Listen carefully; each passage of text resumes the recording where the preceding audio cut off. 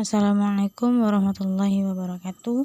Kami dari kelompok 5 Psikologi Islam akan menyampaikan presentasi yang berjudul Metode Penyelidikan dalam Psikologi 2. Anggotanya yaitu Rahmi Alusna Rahman, Rara Fauziah, dan Ayu Ramadhani. Latar belakang. Psikologi berasal dari kata dalam bahasa Yunani yakni psikologi yang merupakan gabungan dari kata psike dan logos. Psike berarti jiwa dan logos berarti ilmu. Olehnya itu, secara harfiah dapat dipahami bahwa psikologi adalah ilmu jiwa. Kata logos juga sering dimaknai sebagai nalar dan logika. Kata logos ini menjadi pengetahuan merata dan dapat dipahami lebih sederhana. Kata psike lah yang menjadi diskusi menarik bagi sarjana psikologi.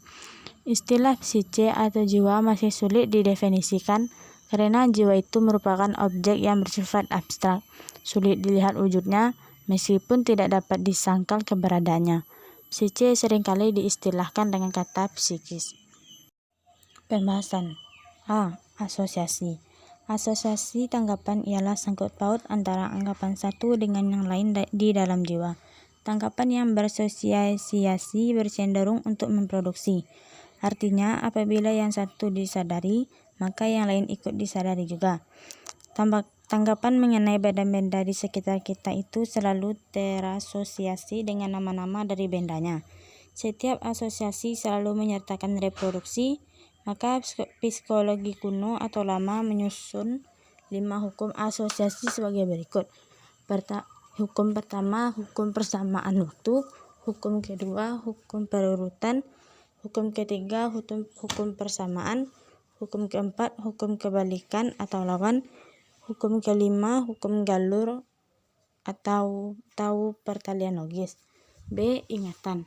Daya ingat atau memori ialah kekuatan jiwa untuk menerima, menyimpan, dan memproduksi kesan-kesan. Sifat daya ingat itu tidak sama pada setiap orang. Oleh karena itu, sifat daya ingatan dibedakan menjadi 4. Yang pertama yaitu ingatan yang mudah dan cepat, ingatan yang luas dan teguh, ingatan yang setia, ingatan yang patuh. Menurut Abu Ahmadi, ingatan atau memori ialah kekuatan jiwa untuk menerima, menyimpan, dan memproduksi kesan-kesan. Jika ada 3 unsur dalam perbuatan ingatan yaitu menerima, kesan-kesan, menyimpan, dan memproduksi. C. Berpikir. Berpikir hasil proses berpikir yang merangkum sebagian dari kenyataan yang dinyatakan dengan satu perkataan. Dalam pemecahan soal, individu membeda-bedakan, mempersatukan, dan berusaha menjawab pertanyaan mengapa, untuk apa, bagaimana, di mana, dan lain sebagainya. Hal-hal yang berhubungan dengan berpikir adalah pengertian, keputusan, kesimpulan. Pemecahan masalah merupakan bagian dari proses berpikir. Menurut Wallace, proses berpikir kreatif meliputi 5 tahap yaitu persiapan, inkubasi, eliminasi, evaluasi, dan revisi. C. Inteligensi. Inteligensi ialah kesanggupan rohani untuk menyesuaikan diri kepada situasi yang baru dengan menggunakan berpikir menurut tujuannya. Seseorang dapat dikatakan berbuat inteligen kalau dalam situasi tertentu. Ia dapat berbuat dengan cara-cara yang tepat, artinya ia dapat memecahkan kesulitan-kesulitan, soal-soal yang terdapat dalam situasi itu. Dengan kata, setelah kita membahas tentang berpikir, maka kaitan dengan masalah berpikir adalah inteligensi. Secara umum, inteligensi adalah kesanggupan untuk berpikir.